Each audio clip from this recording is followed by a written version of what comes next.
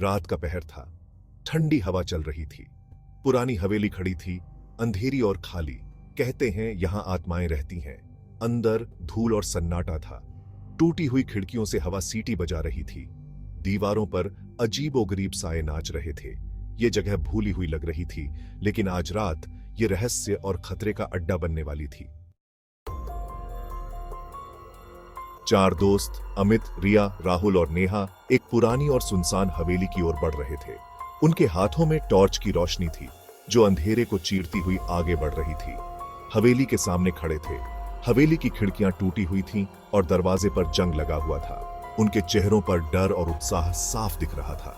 वे जानते थे कि यह जगह भूतिया कहानियों से भरी हुई है, लेकिन फिर भी उनके अंदर का रोमांच उन्हें आगे बढ़ने के लिए प्रेरित कर रहा था। रिया, तुम्हें यकीन है कि यह जगह है? उसकी आवाज में हल्की सी कंपी थी, जैसे वह खुद को साहसी दिखाने की कोशिश कर रही हो। अमित, हाँ, मैंने सुना है कि यहाँ अजीबोगरीब चीजें होती हैं। अमित ने अपने दोस्तों को आश्वस्त करने की कोशिश की, लेकिन उसकी आवाज में भी एक हल्की सी घबराहट थी। जैसे ही वे अंदर दाखिल हुए, ठंडी हवा ने उनका स्वागत किया।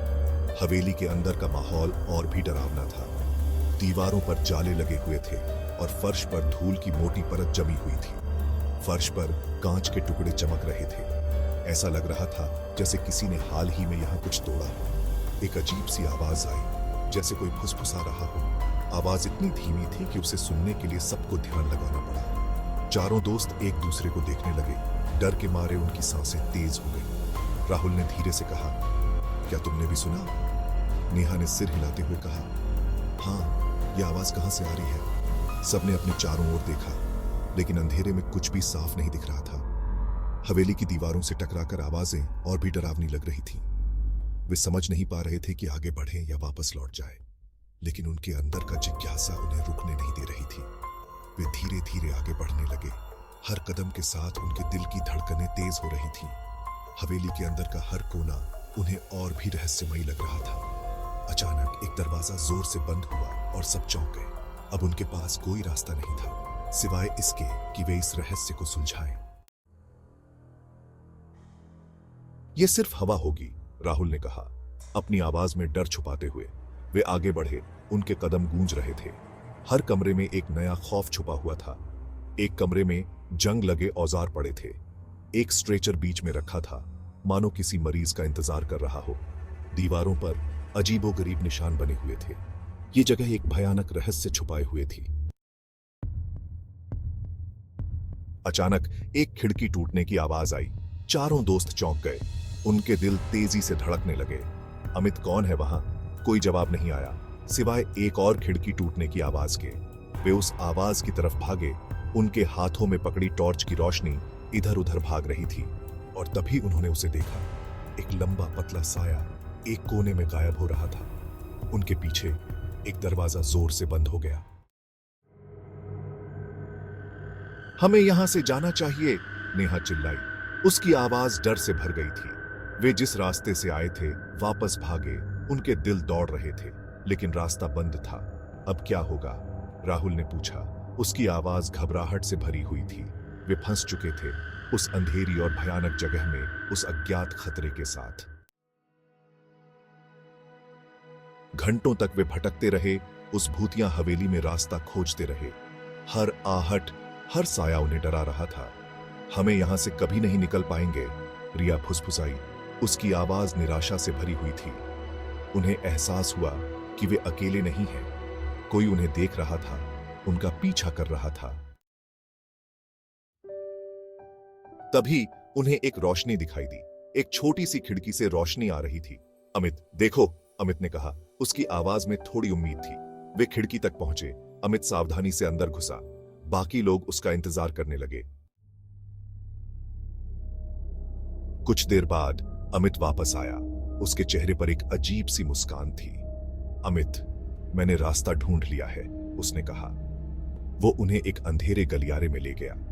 उसकी मुस्कान अब और भी चौड़ी हो गई थी और कुछ डरावनी लग रही थी। वे एक अंधे मोड़ पर पहुंचे। अमित मुड़ा और उसके चेहरे पर अब एक भयानक मुस्कान थी। रिया, तुम कौन हो? तुम क्या कर रहे हो? रिया ने पूछा। उसकी आवाज कांप रही थी। उसकी आंखों में डर साफ झलक रहा था, जैसे उसने कुछ ऐसा देख लिया हो जो उसकी कल्पना से परे था। अमित, तुम सच में सोचते थे कि मैं तुम्हें यहां से जिंदा जाने दूंगा? अमित हंसा। उसकी हंसी में एक अजीब सी क्रूरता थी जो रिया के रोंगटे खड़े कर रही थी।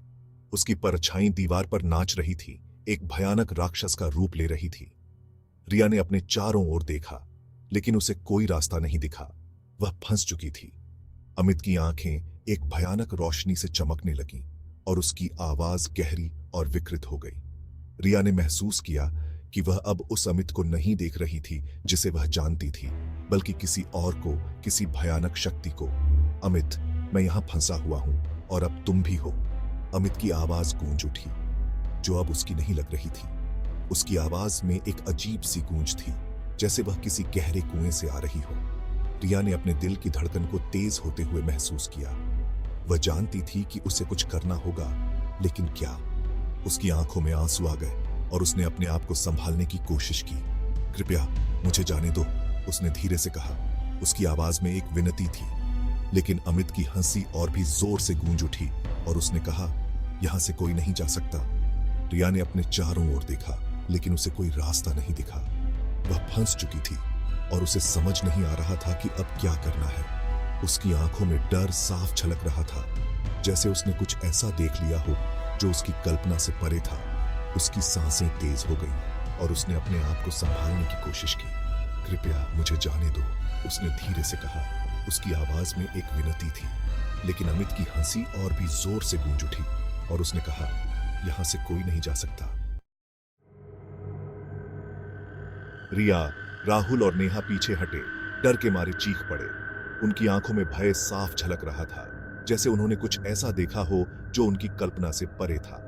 वे समझ नहीं पा रहे थे कि इस भयानक स्थिति से कैसे बाहर निकला जाए, लेकिन बहुत देर हो चुकी थी। घड़ी की सुइयां धीरे धीरे आगे बढ़ रही थी, जैसे समय भी उनके खिलाफ हो गया हो। हर टिक टिक के साथ उनकी उम्मीदें टूटती जा रही थी। परछाई उन पर झपटी, उन्हें अंधेरे में खींच लिया। वे जितना भी संघर्ष करते, उतना ही अंधेरा उन्हें अपनी गिरफ्त में लेता जा रहा था। उनकी चीखें उस अंधेरे में गुम हो रही थी। उनकी चीखें हवेली की दीवारों से टकराकर गूंजती रहीं, जैसे दीवारें भी उनकी पीड़ा को महसूस कर रही हों। हर चीख के साथ उनकी हिम्मत टूटती जा रही थी, लेकिन कोई उन्हें बचाने नहीं आया। हवेली के बाहर कोई नहीं था जो उनकी मदद कर सके। वे पूरी तरह से अकेले थे, इस भयानक जगह में फंसे हुए। अमित, या जो भी अब वो था, अकेला खड़ा था। उसकी आंखों में एक अजीब सी चमक थी। वह अब पहले जैसा नहीं रहा था। उसकी आत्मा में कुछ बदल चुका था। उसकी हंसी उस भूतिया हवेली में गूंज रही थी। वह हंसी नहीं, बल्कि एक भयानक चीख थी जो हवेली के हर कोने में गूंज रही थी। उसकी हंसी में एक अजीब सी क्रूरता थी। उसने अपने दोस्तों को धोखा दे दिया था, उन्हें उस भयानक स्थिति में छोड़ दिया था। वे अब उसकी मदद की उम्मीद भी नहीं कर सकते थे। उन्हें उसी अंधेरे में फंसा दिया था जिसमें वो खुद फंसा हुआ था। वह जानता था कि अब कोई भी उन्हें बचा नहीं सकता। वे सभी उस अंधेरे के शिकार हो चुके थे। हवेली फिर से खामोश हो गई, जैसे कुछ हुआ ही न हो। लेकिन उस खामोशी में भी एक भयानक सन्नाटा था जो उनकी आत्माओं को कंपा रहा था। लेकिन अब ये पहले से कहीं ज्यादा भयानक लग रही थी। हर कोना, हर दीवार अब और भी डरावनी लग रही थी। हवेली की हर चीज में एक अजीब सी भयानकता थी, क्योंकि अब ये उन आत्माओं का घर बन चुकी थी जो कभी उसके दोस्त थे। वे अब इस हवेली के हिस्से बन चुके थे, हमेशा के लिए। उनकी आत्माएं अब इस भयानक जगह में भटकती रहेंगी, कभी भी शांति नहीं पा सकेंगी।